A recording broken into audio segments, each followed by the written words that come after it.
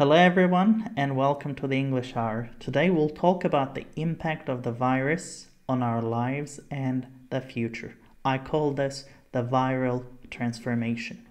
Well, I've been following the news and there are people who say that nothing will be the same again after this pandemic is over. And I think they are right to a certain degree because this virus, this pandemic, has affected our lives in unimaginable ways. And I think the whole world was kind of unprepared because we've never seen something of this scale in the recent past. So I think most countries, most governments were unprepared. So we'll first look at the current impact of this pandemic, this virus on our lives, and then I'll talk about some of the possible impacts of this virus in the future. So I think one of the major changes was working from home. A lot of companies started working from home. So due to health hazards, offices were closed. And a lot of people, a lot of employees, a lot of companies started operating from their homes. And this has been a radical shift. This has been a radical transformation for a lot of companies because most people, most employees are not used to working from home, and most companies are not really used to working from home. And some companies used to have a negative view of working from home on the grounds that it would lead to a decline in performance. But I think this has been the trend for now, but we will see how it goes after this health crisis is over. Another impact of this pandemic is the focus on being self-sufficient, because as humans, as citizens of the free world, we're used to simply going out, buying what we need, and being able to access things that we want and need. But in times of a crisis, it becomes difficult to live a regular life. It becomes difficult to even buy toilet paper. And I think this really hit home with a lot of people.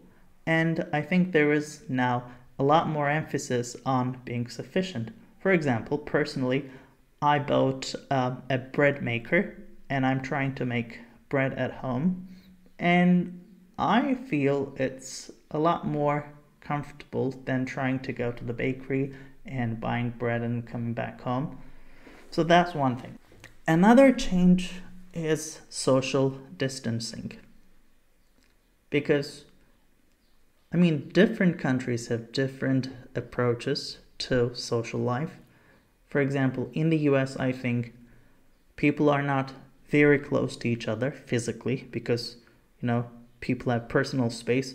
But in our country, in Turkey, for example, people stay very close to each other, like hugging and handshakes and different forms of showing closeness and love are very common. So this is, I think, more difficult, like social distancing is more difficult to apply in countries where people are used to being in close proximity to each other. But it's, I think, changing our culture, and due to the health reasons, we're trying to stay away from each other, and it takes a lot of mental and cultural transformation, social transformation as well. Another interesting impact of the virus, I think, is on religion, because, for example, across the world, religious institutions, places of prayer are being shut down. For example, Pope is preaching to empty churches. In Turkey, for example, Friday prayers were generally full and packed, but they're being banned on health grounds, and the mosques are empty, the churches are empty around the world. It's a very different time. Apart from these, there are, of course, a lot of economic development and impacts. Some industries are definitely winning, but some are losing. For example, delivery services are in high demand. I think they are playing a crucial role in these difficult times. But on the other hand, tourism and retail, they are really suffering. And people are canceling their trips. Airlines are suffering from economic pressure. And in addition to these, cafes, restaurants are closing down because due to curfews or due to social distancing, they're not really getting any visitors. So there are a lot of economic and social impacts of this virus on our lives currently, but let's talk about the impact it might have in the future, because this is a gradual process. It will kind of transform our lives in different ways and in novel ways. I think after this pandemic is over, most people and companies will have an online first mindset. That means instead of renting office space, instead of focusing on retail and physical trade and physical activities, I think more people and more companies will be interested in an online presence. I think they will allocate bigger budgets to online expansion. I think people will be more interested in online learning and education. So this will probably lead to a digital transformation. And the people and companies that can transform themselves, and the people and companies that can upgrade their infrastructure will flourish. But the companies and people that cannot upgrade, that cannot blend into this new culture, will have a really hard time. So I think it might be a good idea to use our spare time to upgrade our skills, to learn new digital skills, and to get ready for the future. I think in the future, working from home will be more acceptable and it will be more common. But this might have a lot of social impacts, a lot of economic impacts on the wider economy, because if people start working from home, that means the office spaces will be empty, the commercial leases will go down, and it might have second order consequences that are not foreseeable right now. It will also have an impact on global trade.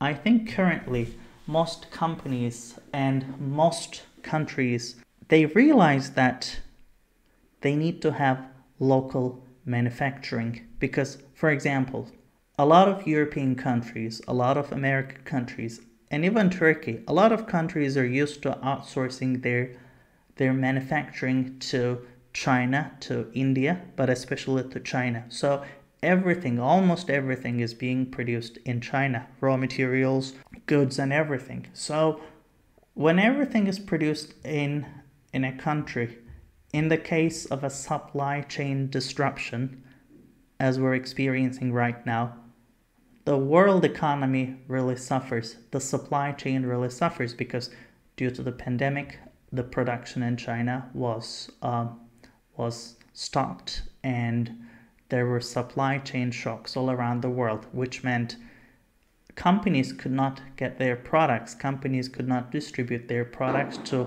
local markets. And I think after the crisis is over, a lot of companies will start local manufacturing, or they will start to manufacture in countries that are close to their home countries. For example, in the case of Turkey, I think many European countries will start a production in Turkey, will set up plants in Turkey because it's very close to Europe by land and by sea and by air compared to China or India. So some countries might see benefits or an economic boost due to this local manufacturing trend. And finally, I think there will be an enormous economic transformation because right now many countries are suffering from the financial impact of this crisis.